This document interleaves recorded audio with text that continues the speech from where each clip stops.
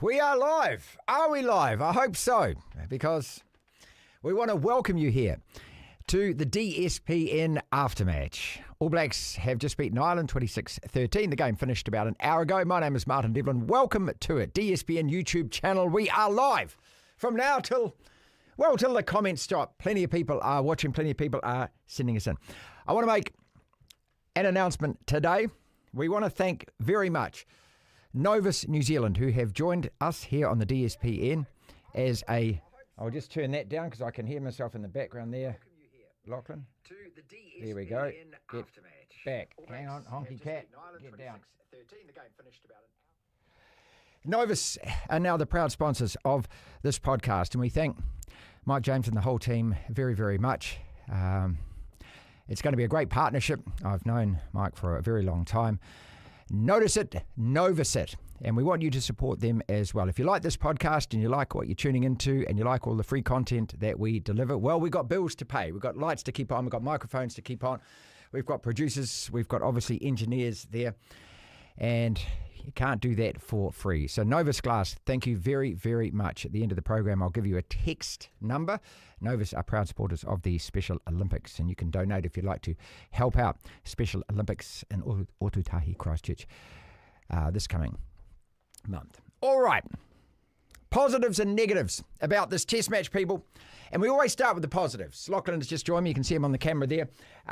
You can send a comment in to just our... the chat. Live chat. The live chat.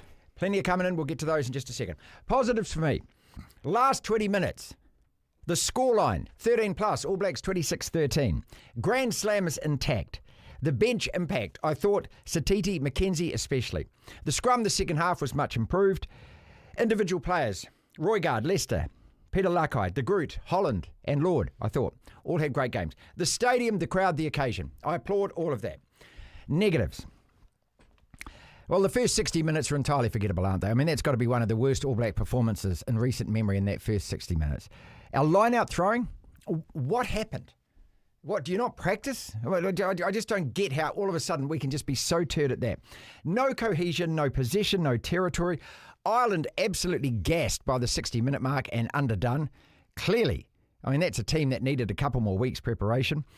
And then the Gallagher Trophy. I mean, good God, what a punish. Look, I know the sponsors need their time as well, but really, it's like one of them New Zealand cricket trophies, isn't it? You know, the Purcell washing machine, something or other that we won when we played, no one can remember, and it's in the trophy cabinet, and everyone's embarrassed because if you asked anyone from New Zealand cricket what that was, who won it, when and why, no one would know. Once again, obviously, the sponsorship money is very important for the All Blacks, but that trophy, good God, please. We play for a Gallagher Cup, and it is actually one that means a lot to anyone who loves their All Black rugby because it's actually for Dave Gallagher, who was the All Black captain in 1905, and he got killed in World War One. So to have another one that's... anyway, it leaves me cold. But putting it all in a package here, I got a message in, and I'll read this one because I think this sums up exactly how I feel. That is not a win achieved through coaching. This is a group of players winning on individual plays. We won't be winning the World Cup with this type of coaching.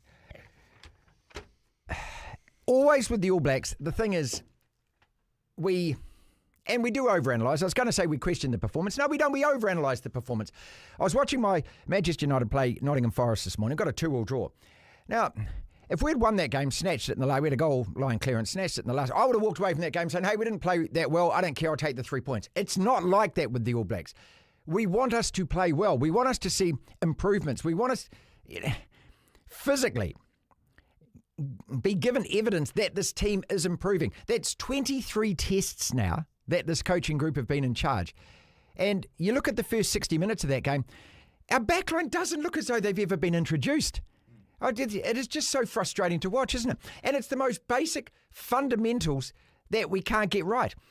Our guys are half a metre ahead of where they should be. Passes are here, not in the breadbasket.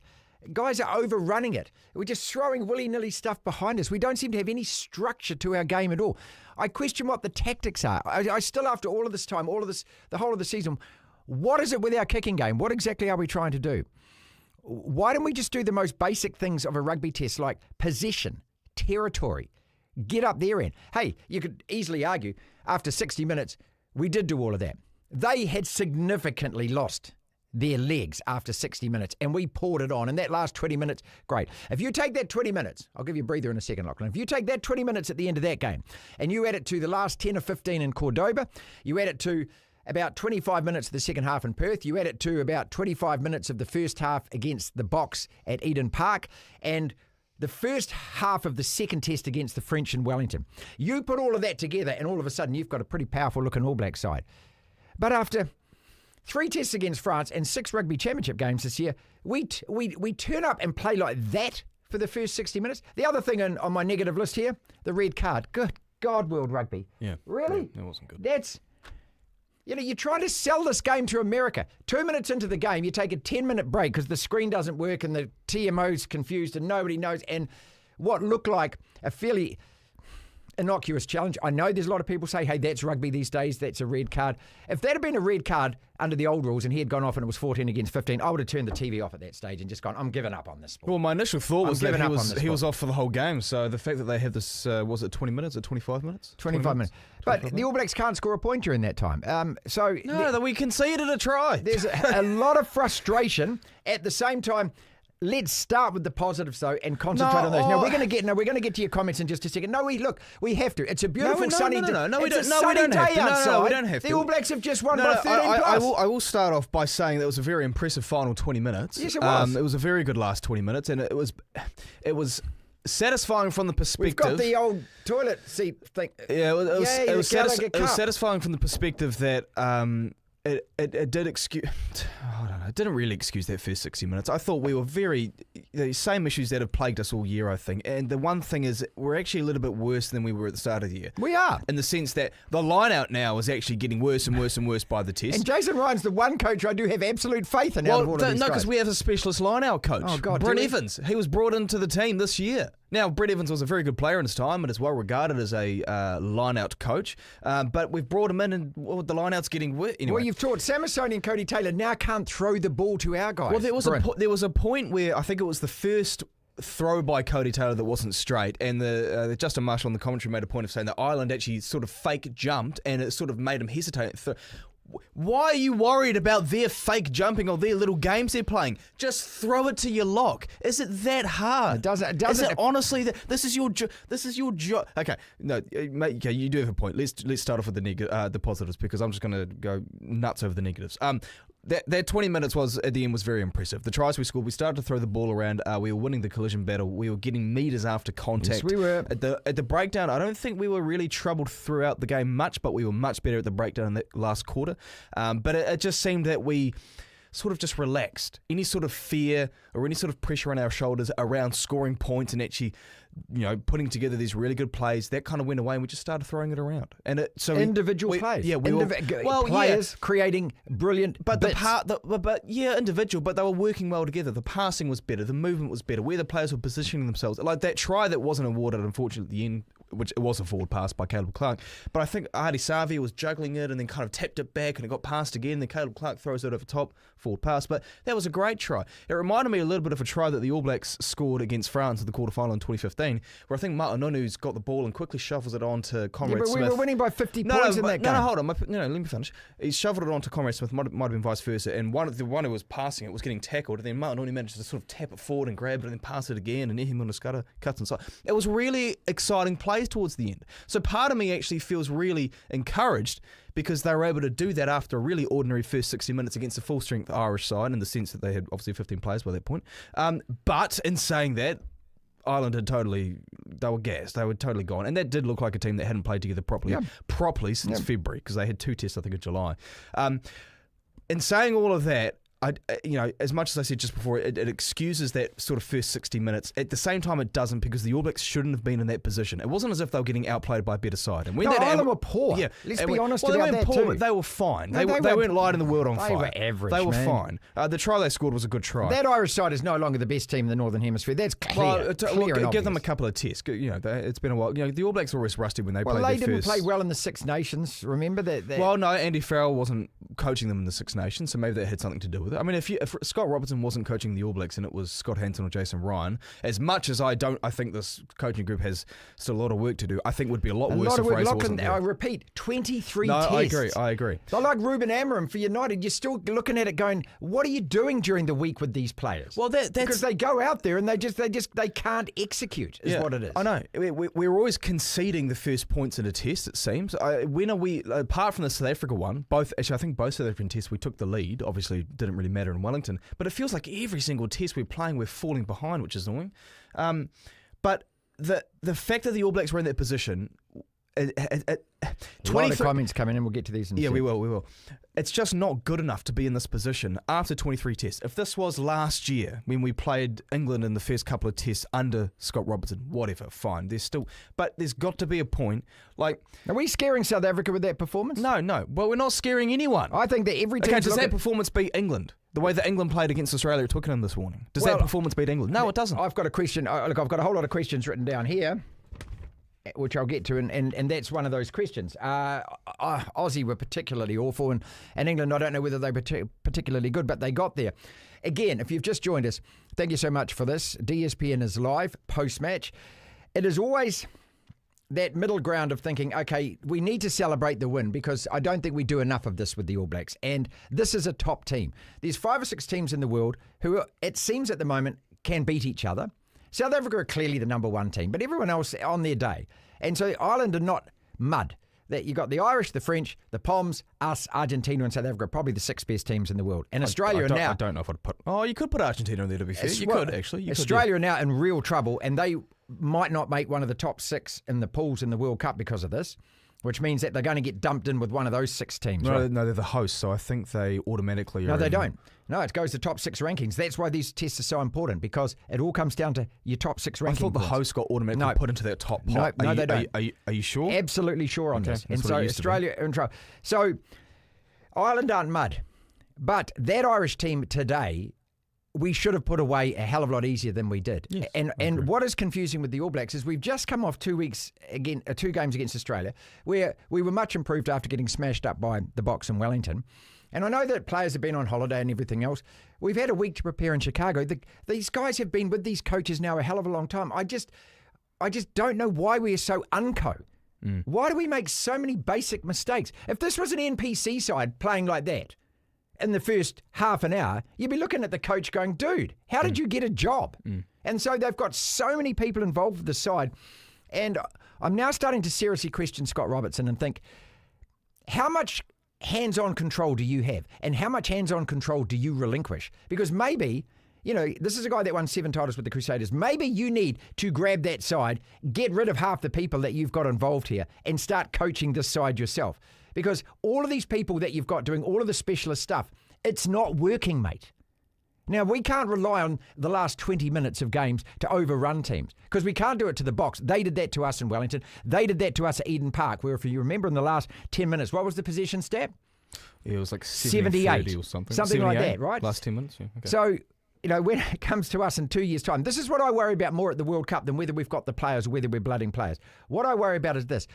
How consistent are we? Is an average All Black side going to go out there and play a 7 or 8 out of 10 and be good enough to win these matches? Well, a good team would have got away on us in that first 40 minutes in Chicago. A really good team would have got away, and I don't know whether we would have come back like the last 20 minutes, because Ireland lost their legs, as we say. So, at the same time, you've got to celebrate the fact that we did come back. If we had lost that game, we'd be sitting there with our head in our hands going, oh my God, there's no Grand Slam, there's nothing. So we kind of dodged our own bullet. I don't feel like Ireland were ever going to beat us, Lachlan. We're beating ourselves. Is that the most long-winded way of saying that statement? It probably is. Don't you feel that? Yes, no, we are, because we've been doing it all year. Again, set piece getting worse. The lack of coordination between the backs has not been fixed. For some reason, Cody Taylor, great player, great All Black. He was probably our best player last year. But when it comes to isolating, throwing at the line out, he's been poor. That's 3 years now. Team, well, mate. 3 years he's been poor at that. Yeah. You remember when we lost to Argentina? He got a case of the Samasonis, didn't he? Because Samasoni comes on and he botches his first line out. When we lost to Argentina, put some money when we on lost to Argentina in Christchurch in 2022, we had a chance to draw the game. I think it was draw the game at the end, draw whatever. But he his throw at the we had a line out close to the line. It would have been like a kind of line out drive. Would have crashed over for a try, and he. Not straight. He's done this at crucial moments, Cody Taylor. Again, no disrespect. He's been a great All Black, and he was last year, and he's still in great form, still our best hooker. But when it comes to throwing the line out, he just seems to struggle. Let's get to some comments. Mm-hmm. Losing Tyg Byrne would be like losing Savia. That was a big loss because he played most of their test, didn't he, for the Lions? We played all three for the Lions. He's one of their best players, Tyg Byrne. Yep. Gents, the world has caught up to you. Your golden age is over. All Black exceptionalism, is over forever. Now you are like the rest of us. Take the win as the Safa. The result was never. Oh, of course, it's a South African who said this. I don't think we've ever said that the world hasn't caught up and our golden age isn't over. No. Look, I mean, we all acknowledge that. This isn't the 20 team from 2015. We all know that. The last 6 years, the All Blacks have not been the best team in the world. We know that. We do need to accept, though, that the standards that are set for this team probably need to be recalibrated. I think we're slow at doing that. So fair point too, and that was from Norman Barrett. Thank you, Norman. If after 23 tests we haven't improved, how much is on the players as well as the coaching unit? That's from Peter and Lisa. No, I think it's on the coaches more than the players. Well, the players pulled it out themselves in the last 20 minutes. I wonder, what is our game plan? But also what are our tactics? Yeah. What do they get told when they go on the field? Because the kicking game has been average all year, and there doesn't appear to be a purpose to the way that we actually approach our kicking game. I don't get it. I still don't get what we're trying to do. Look, if you look at the best parts of the All Black game, once again it's from broken play. Apart from the last 20 minutes, the most exciting we look is when one of our guys does something amazing, like Leicester broke through a couple of tackles, gave it to Jordan. From there, we went wide and Artie scored that first try. It's from kind of individual moments, isn't it? And we... I will say one thing. I don't think we're improving. That's what I suppose my frustration as here much is. As you can, and I've been quick to say that the players who don't perform need to be dropped. At the same time, and I still stand by that, you can't control the players. You can control the coach. There's a lot of not a lot, but there's about 3 or 4 other coaches around the world that probably could do this job as well as Razor, maybe even better. That's up for debate. Well, that's 23 tests now, okay? Yeah. How many tests you can't change the players, is my point. But how many tests do you need as a coaching group to get it to start showing? 1 year. I would say 1 year where you play pretty... who did we play last year? We played Ireland, we played France, we played England. England, I think, 3 or 4 times. We played South Africa as well. We played the Wallabies. We played all the best teams in the world. Argentina. It's not like we're playing all these new... It's not like we had a Lions series this year and we were building up to that. We're not playing new teams. These are all the same teams that we play. So 1 year is all you need. All you should need. But also, like, we kind of say that, Razor's learning on the job. This coaching group's learning on the job, except for Jason Ryan, who was an international assistant coach before Razor turned up, obviously, under Ian Foster. It's not really an excuse that flies because you've got the job. You can't turn up and then start excuse. Now, I'm not saying the coaches are using this excuse, but a lot of people on the outside looking in like to use this excuse. But it's like, and to be fair, we have to an extent as well. You've got the job. You can't excuse it. There's no excuses. And you don't apply for that job and then say, I need to now learn how to do the job. You should You're know how to do it hundreds of before you thousands get of it. dollars as a salary. You're meant to be one of the best in the world. Otherwise, why are you there? If you're learning on the job, it means that you don't have the skill set initially when you got the job. And if that's the case, then you're not qualified, so you shouldn't have the job. Like, I'd love actually the All Blacks to put out a definitive list of who does what with this team, because there's so many grey areas, and every time you ask, there's a different way of explaining. Oh, I'm the set piece attack backline coordinator. What are you coaching the team? Oh, no, that's not me. Give us exactly who it is. Who is in charge of the backline? Because you're not very good, mate. Whoever it is, or whoever the people are. Maybe there's more than one mate. Maybe there's a whole lot of mates. But whatever it is you're doing, it doesn't appear to be working, and that's damn obvious. Keep reading some of the comments. I want to talk about this yellow... Well, can I just bring this one just quickly? It's a good point. 2 people here. Ross Barnett has said this, as did Rob Rocks TV, both saying, hang on, we won, we found a way to win. Yep. At the end of the day, that's a fair point. It is. We sound like a bunch of moaning little sooks, but the performance for that first 60 minutes wasn't great. But at the end of the day, we won. We won against a fellow international heavyweight. Started off saying like this, the positives, last 20 minutes, the scoreline, the Grand Slam's intact, we beat Ireland, all of that, good. But if you're sitting there and you're happy with the way the All Blacks are playing at the moment, I'm not. I want more from this team. I actually think the players I've got a lot of confidence in these players. I think these players can actually do the job. I want to talk about that red card. The 10-minute delay around it was just as incompetent as rugby ever gets. And at some stage, somebody's got to step in and change this, don't they? The English Premier League have cameras on the side. The NFL have cameras on the side. Rugby tends to be waiting for it to come up on the big screen, and there's always some young tech in the department who's, I don't know. Well, you don't need to say young, just say tech. Just say tech. Well, somebody is incapable of putting it up on the screen. Could be an old man. It's you're just sitting there going, really? They took 10 minutes to decide that from the 2.5 minute mark. You're trying to sell this as a World Cup in that country in 2031. I mean, what I'd love to have gone around the spectators at that stage, the Americans in the crowd, they would have gone, what on earth is going on? Did somebody die? Yeah. You know, because normally that's what stops a game in the NFL. Get the referee to go over to the side, put a little cloak over his head, let him watch the thing by himself without any interference from a TMO, and let him decide. And also, it's quick to... How simple is that? For the American audience, obviously, there's a lot of stoppages in the NFL. NBA's pretty free-flowing. Major League Baseball actually is quite free-flowing as well. The nature of the game, it's sort of a bit stop-starty, just with pitching and new batters coming to the coming to the plate and whatnot. But the issue with this is no one really knew what was going on. The referees were trying to get angles. I doubt anyone in the crowd there knew actually what was happening. No one had a clue. No. And you saw the contact, and as soon as you saw it, you knew, okay, this is going to be very harshly officiated, but by the way that World Rugby referees the sport, this is probably going to be a yellow card. And then there was still an extra 9 minutes of just nonsense. Well, that was as soon as you saw it, you knew what was going to happen. You knew what was going to happen. It's a yellow card. I mean, so if all we of can us see watching that, it can see that. Yeah. Just why does it take 10 minutes to decide? Yeah. And then it was it's not a red card as well. A couple of other points I want to make here. Very harsh. Which I wrote down. We are what we are, which is an okay side. It's not an exceptional All Black side that can play really well at times, but quite often by All Black standards. And what we're measuring against is obviously that 2015 side, because that's what we've got to get back to win a World Cup. We're often underwhelming. I don't know if we... No, I'll stop you. I don't think hold on. That 2015 All Black side is in a stratosphere of its own. Yeah, but when you look at so's the Springbok side. That's now. This is what you've got to get back to. The Springbok side is very good, but when you isolating New Zealand rugby for a second, when you talk about the all-time great players we've had in various positions, that All Black team of 2015. Now, granted, they weren't all at the peak of their powers. Like Richie McCaw in that World Cup, and intangibly was as valuable as he's ever been, but physically wasn't the same person he was, obviously. And Dan Carter just turned back the clock, but. That All Black team, when you look at the players, were just on another level in terms of the greatness of those players. We're never going to get back to that point unless we stumble across a McCaw and a Carter. But 2.0. We have to get better than we are. No, I would say we have to get to a level. Like I think that 2023 team at the World Cup peaked at the right time, and the way that we played against Ireland in that quarterfinal, the valiant effort in that final against South Africa. Remember how we beat Argentina in the semi? We didn't get out of second gear. That's right. And we beat them 40 points to 6, I think was the score. Yeah. Like that team just peaked at the right time. Is this team as good as that team? No, that team's far better than this team. So you think we've gone backwards since we've absolutely gone backwards. Now, is it because bear in mind, we had Sam Whitelock, Brodie Retallick, we had Aaron Smith, Richie Mo'unga, we had some, you can argue Shannon Frizzell, though. I think we're now sorted that. We're fine, I think, in the blindside flanker department now. Those are 4 key players that we don't have.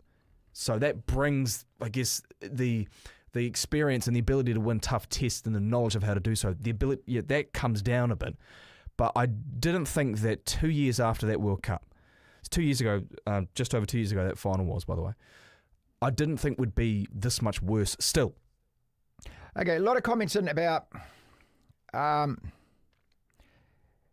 Coles was in that team as well. Did they win? This is getting bloody tiring. You guys just whining like they lose every test. No, we're not at all, mate. This is from Detroit, at Detroit1297. What we're doing is analysing our performance, which wasn't a great performance. And we're allowed to say that because it wasn't a convincing All Black performance. The last 20 minutes were great. But if you walk away as an All Black fan and you're happy with that, that's not a team going places. That's the kind of point we're trying to make. Look, I think that we haven't looked entirely convincing all year. I keep saying there are bits of the games where we do. And if we could put all of those bits together in one cohesive performance, that's all we're asking for. Just to actually see, that's called progress. But it's like every game we play, it's like I get tired of these excuses come, the June test, we're rusty. You've just been playing 15 weeks of Super Rugby. How can you be rusty? And you've got about a 2 or 3 week camp we just had a 2-week break after we played Australia. We're rusty.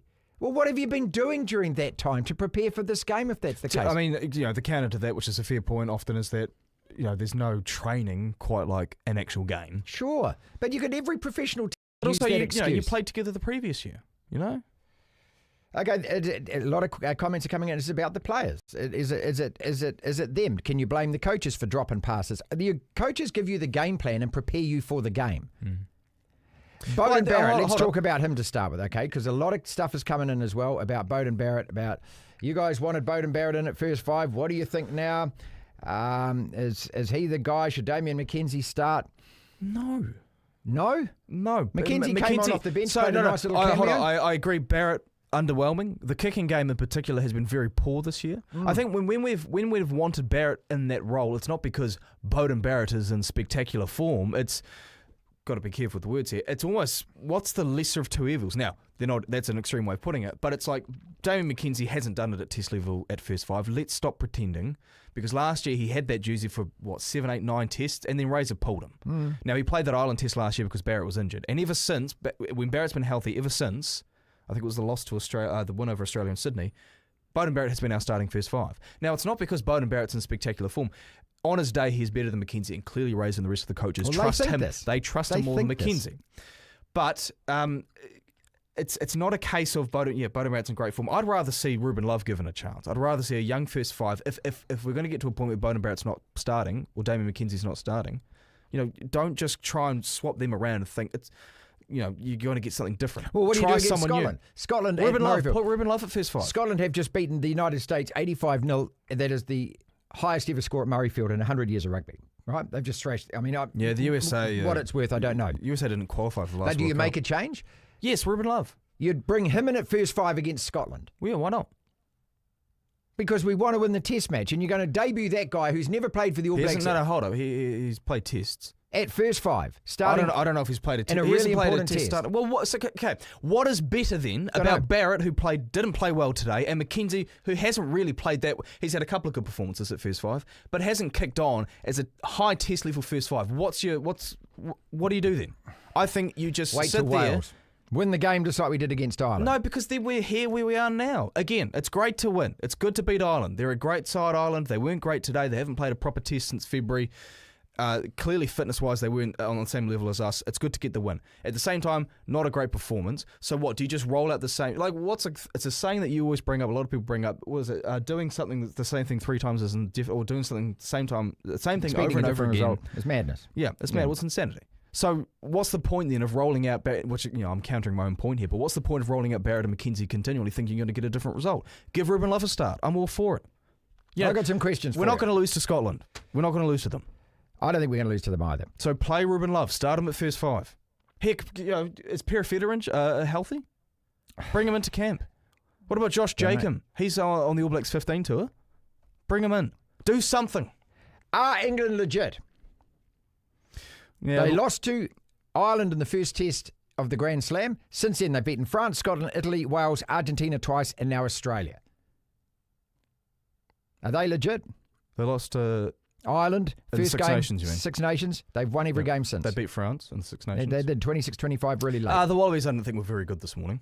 So I don't think it's a really good measure. I think there's only 6 teams in the world where those 6 teams themselves can measure themselves against, if that makes sense. It's New Zealand, South Africa, France, Ireland, England, Argentina. I think those are the top 6. I think there's a drop off after that. Even regardless of the Wallabies' great win over South Africa earlier this year, and they actually didn't play too bad against us at Eden Park. And they did beat Argentina in a game.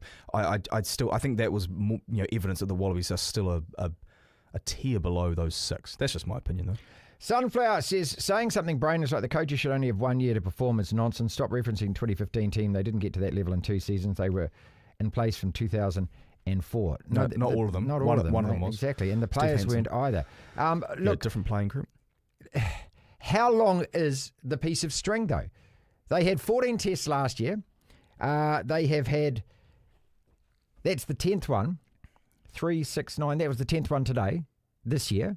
Okay, so that's 24 now tests for this All Black coaching group. I don't know. You answer your own question. How long is too long? How long is it? How long do you give them while the All Blacks are still stuttering like this? There are plenty of texts coming in saying, stop moaning about it. Yeah, you got to win. I started this broadcast by saying that as one of the positives. Of course, always celebrating the win. But when you look at the All Black performance, are you happy with it? And no, I'm not happy with the first 60 minutes. I love the last 20 minutes. All right.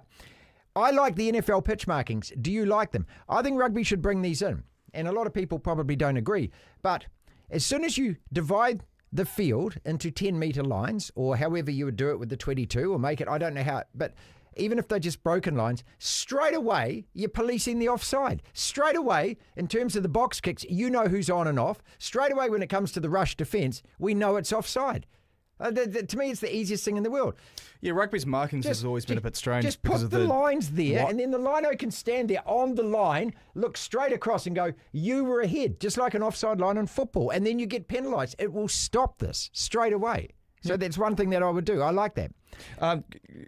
Just quickly, the 23rd test of Ian Foster's time with the All Blacks was that loss to Ireland and Dunedin in the second test of that series, by the way. Okay, well, we hadn't improved much at that time. No, well, at that point, the knives were starting to come out, then they were really out the following week when we lost in Wellington. All right. Ethan de Groot is my new favourite All Black. Yours? Why? No, there's everything about him. He just looks like an All Black and plays like an All Black. No, he's always been a good player, a good servant. Obviously, he. But I love the way he just attacks the game. He just plays with just that kind of just pig-headedness that I like. Well, he's from Southland, isn't he? Yeah, I don't know. He had an interview with someone, a former colleague of ours, I think at News Talk ZB. He had an interview on their radio show. I think it was Darcy Watergrave, and Darcy asked him a question about being. It was when they were in Washington for the test against the USA in 2021, I think. And Darcy brought up the Washington Monument and all the great landmarks, and then de Groot's response was, well, it's got nothing on the Gore trout. Good point. I thought it was quite good. Actually, I'll add to that. There's 3 players who out of today's game I actually felt really good about. Leroy Carter, who it feels like he hasn't really put a foot wrong in a little while. Great under the high ball, because he's not tall. Like, he's not short, but he's not as tall as Will Jordan, or I think Caleb Clark's a fair bit taller than him, so it's quite cool that he is so reliable under the high ball. Peter Lachie, who I think actually, as much as Satiti had a good cameo off the bench, I think Lakai's probably our starting 8 now for the rest of the Northern Tour at least. And the other one is Lester Whanganuku, who did a stellar job setting up Artie's try. Yeah, he was great. His run and the timing of the offload, I think, which gave it to Will Jordan, was brilliant from Lester Whanganuku, who I think needs to be in the starting team. Whether it's at centre or on the wing, he's got to be starting. Can I also say that, and I know this is just a complete aside, but I just think that the commentators just need to change their narrative about the haka at the beginning. Because once again, all I heard from them was the intensity of the haka and everything else. And that there's no connection at all between how the players perform the haka and how the players play. No, because Cody Taylor was terrible with his throwing. He did a fantastic haka. It just gets me. You can't correlate the two. The haka is an isolated event in itself. Yeah. And then it's got nothing to do with the game. You don't get points for it. You don't get extra credit from the referee for it. And it makes no difference how the players do that as to how they catch, pass, and obviously throw the ball into a line-out. It's got nothing to do with it. Go and look at the history of All Blacks. Celebrate the haka. I get all of that, and I like that. But you can't. I just get so sick of this. Oh, it's a great haka. That means we're going. No, it doesn't. It never. It's just stop it. It's like this bloody Gallagher trophy, for God's sake. I looked at that being presented at the end. And the players, they're sitting behind this. It's like they've won the Premier League or something. Yeah, there was a couple of fist pumps that didn't feel genuine. Yeah. Even Jeff Wilson said afterwards, and I suppose he'll get a slap for it, but I saw him on Sky saying, why are we giving a trophy away like this? What is the point of this again? Do we have a trophy with Ireland? I don't know. We should. It's a pretty big... I mean, if you're talking about the best rivalries in world rugby right now, where does that one sit? Well, I think it's up there because of what's happened since 2016. Yeah, number one's definitely us on the Springboks. Well, I think you've got to ask the Northern Hemisphere nations because they're Six Nations. But they hate us down here. No, but there's Six Nations rivalries born of all kinds of other things England, other than just rugby. England-Wales is a big Ireland, one. Massive. England-Wales would be bigger than England-Ireland, wouldn't it? I don't know. Well, look at the geopolitical Australia, nature England's of the a pretty big relationship one as between well. the two. Yeah. But I think in terms of like a fresh rivalry, it's a bit like Liverpool-Man City. I think love it's all quite these comments. nice Thank you so one. much for all the comments, people. It's just been absolutely brilliant. I mean, obviously, not everyone agrees, but that's the whole point of having an after-match discussion about it. Look, in a day, we'll probably sit back and I'll probably be looking at it thinking, okay, we won the game, always celebrating that. We won it by 13 points, always celebrating that. Oh, yeah, this is a key point from the AI underdog pick. You'll love that name. Geordie might be gone. Yeah, a couple of injury concerns. Scott Barrett and Geordie Barrett gone in the first half. The Sexton Ioane Trophy. Thank you so much for that, Fogus 410. That's a bit of humour. And Scott Barrett coming off with an HIA. Does that mean that he misses? Do you automatically miss the next game? Yeah, isn't it like an 11-day stand-down period? Something like that. Yeah, so it is going to be a rearranged side. Depending on what level it is. And if that's the case, and Beauden Barrett, who took 2 knocks to the head, if he can't play, you'll obviously start with Mackenzie, and maybe you'll get Ruben Love as you want, coming off the bench, playing 10 and trying something new. I still don't believe this is the time to experiment. Look, we've beaten Ireland. I don't. When is the time to Not experiment? Not against Scotland at Murrayfield. Oh my gosh! Win that game first. You'll Win be, against you'll be England. saying this about Samoa or Wales soon. That we can't experiment against. No, well, we're not going to experiment on the Springbok tour next year. No, of course not. That's when you don't experiment. Okay, now's when you do. Do we experiment during the Nations tournament next year? Well, who are we playing? We don't know who we're playing, do we? But those count for something rather towards the World Cup, don't they? Well, they those matter points? more than Scotland. They matter more than these tests. Do we experiment during the Rugby Championship? Well, there is no Rugby Championship next year. Yeah, there is. There's a full-fledged Rugby Championship, well as the Springbok Tour, as well as the Nations Cup. Yep. I'm pretty sure the Rugby Championship. No. I'm pretty. Okay, I've got to search this up. I'm pretty sure the Rugby Championship's taken a break. I'll be right again. We've got the Wallabies, and we've got. I don't think we're playing Argentina. I could be totally wrong, but I don't think we're playing Argentina next year, Marty. I think we are. I think that was the thing that they said afterwards, that they were going to keep There's one the following year. Yeah, but I was told that this is what I was told. Rugby Championship. Hold on, let's have a look. In 2026. Again, I could be wrong. I'll read out some more of these comments. If Ruben Love only gets a game against Wales, is he becoming the most unluckiest benched All Black? Hell no. That from Scooters is no. Look, you've got to ask the dearly loved and much missed Here you go. Norm Hewitt about that. Norm sat on the bench for 60, hold 70 up. tests. No, Gatlin sat on hold the up. I've got to interrupt because I think you were wrong. It will see the Rugby Championship. This is the first time today. The Rugby Championship, the Southern Hemisphere's pre-eminent tournament. Played in 2027, 2028, 2029. Importantly, it will also do blah, blah, blah. A new addition to the Sanzar calendar sees various international multi-week tours played in the August-September window in non-Rugby Championship years, in brackets 2026 and 2030. So there's no Rugby Championship next year. So we're not playing Argentina. Oh, I thought that they said that they were not going to axe that. Well, no, but it's back in 2027, 2028 and 2029. But because of these tours, when the All Blacks in South Africa have these tours, there's no rugby because you can't fit it. There's no Rugby Championship. So I think that means that I'm right and you're wrong. That would be a first. Botched line out, drop passes. This was all in the first half. Handling errors. Couldn't get anything together. We come big time in the last 20 minutes. So that is what we want to celebrate today about the All Blacks. Actually, I just want to read out one more comment, by the way. That last 20 minutes where we did get it together, and whether Ireland are tied, who cares, or whether they're underdone, I don't care about that. What I care about is the fact that in the end, we closed the game out. But it was really messy. And when you're looking always for consistency and patterns when it comes to international matches, and the All Blacks this year just seem to be, I'm always looking for an upward trajectory. I just want to see us improving. Have we improved watching that game from when we last played Australia? Are we improving? I don't think so. I don't think that you could look at that game and go, hell, that was a fantastic All Black performance. It was a great performance in the last 20 minutes.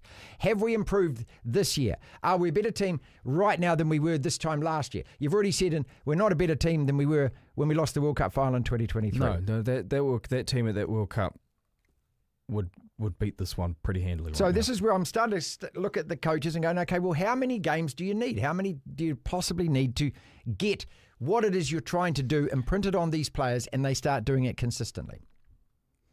Well, we're on the same page with this. You don't get much more time. So, the only way that there's a fair comparison, for example, I think is in 2009. I think we've already talked about this in the podcast for the last couple of weeks, that the All Blacks had a pretty ordinary year. We lost 5 games. Yeah, we were worse than the team the previous year, and obviously the year before that was when we lost the quarterfinal to France at Cardiff. So in 2009, we had one test left in the year, which was against France, and I think it was in Marseille, and we poleaxed them. It was 39-12, I think, the final score, but we really beat them up. And all of a sudden, that kind of changed things. That sort of changed, I guess, the flavour of where the All Blacks were at, or the feeling. If we've got that in us against England, where we can really absolutely demolish them in Twickenham, maybe that changes things. But we need a performance like that where it just moves the needle a bit. Because if we keep playing the same way for the rest of this year, you've got 2 full calendar years of the All Blacks. Look, we did win. We're winning more than we're losing. I guess by historical standards, we're not. But you've got to look at those. Like, it's very easy to get swayed by results. You can easily look at the performance and decide for yourself, is this actually a good performance? And for 60 minutes today, it was not. The ball was going to ground too much. The set piece was poor. The kicking game was poor. And an underdone Irish team that hadn't played a proper test since February, I'll say that again, was beating us. And they had 14 men for 25 minutes. Like, you can't excuse that 60 minutes. Then there's 20 minutes where we looked really good. So I don't want to say time is running out because I don't know what I don't think NZ Rugby are ever going to sack Razor No, they're not going. No, not before the World Cup. He's through to the World Cup. Don't worry about that. But so there's no point probably talking about this thing. There's no point talking about how much time do you get and whether this coaching group is good enough or not because they're going to have the job until the World Cup. Let us wrap it up there. We beat Ireland. We beat them 26-13. Be happy. The sun is shining outside. We live in Auckland here, and this is where the studio is. It is a beautiful day. We've got the Kiwis to look forward to this afternoon. Kiwi Ferns as well. Major League Baseball Game 7. If you want to watch elite level sport with everything to play for, there's nothing better than a Game 7 in any American sport. When it comes to that decides everything. That is it for us. We'll be back tomorrow. Tony Johnson will be joining us, and he'll be in Edinburgh. Tony is on tour with the All Blacks, and he'll be calling the next 3 games against Scotland, England, and Wales. As well as that, Murray Mexted is going to join us tomorrow as well. And we want to thank, because they've jumped on board with this, and it became official yesterday, Novus from Christchurch, Novus, text 35. That to 3598 if you want to support the Special Olympics. Novus are right behind that. We thank them very, very much. What a partnership this is going to be. It means the world to us. And we simply ask that if you enjoy this podcast and enjoy the content and all the stuff that we put out across Spotify video and Rover, here on the DSPN YouTube channel, Apple Podcasts, that if you are making a consumer decision, you notice it, Novus it.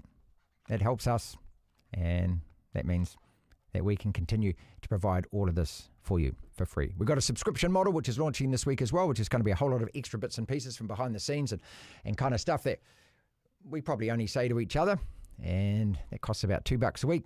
So if you want to jump on that and support us that way as well, we'd be most grateful. Thank you very, very much for joining us. This is the post-match Up and Out, and we'll be back tomorrow here on the DSPN.